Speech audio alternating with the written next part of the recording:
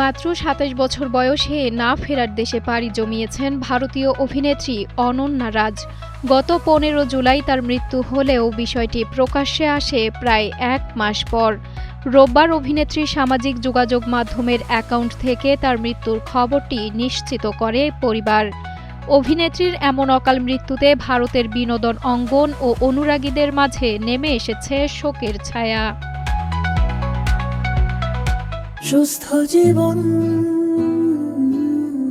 সুন্দর পৃথিবী। ২০১৬ সালে 7 আওয়ার্স টু গো সিনেমার মাধ্যমে বলিউডে অভিষেক হয় অনন্যা রাজের।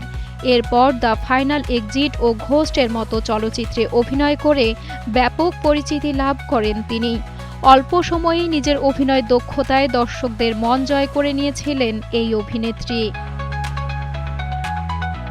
মৃত্যুদিন সামাজিক মাধ্যমে নিজের শারীরিক অসুস্থতা ও মানসিক বিপর্যস্ততার কথাও জানিয়েছিলেন অনন্যা। পরে সেই পোস্টটি শেয়ার করেই তার অ্যাকাউন্ট থেকে পরিবারের পক্ষ থেকে একটি শোক বার্তা প্রকাশ করা হয়। পরিবারের ভাষ্য অনুযায়ী প্রায় ১ বছর ধরে শারীরিক ও মানসিক নানা জটিলতায় ভুগছিলেন অনন্যা। শেষ পর্যন্ত একজন যোদ্ধার মতো লড়াই করেও জীবনযুদ্ধে হার মানতে হয় তাকে। তার অকাল প্রয়াণে পরিবার গভীরভাবে শোকাহত। একই সঙ্গে অনন্যার আত্মার শান্তি কামনা করে এই কঠিন সময়ে সবার কাছে ব্যক্তিগত গোপনীয়তা বজায় রাখার অনুরোধ জানানো হয়েছে।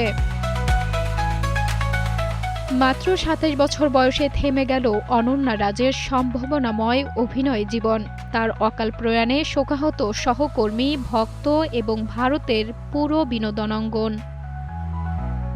সাঞ্জনা সাথী, কালের কণ্ঠ।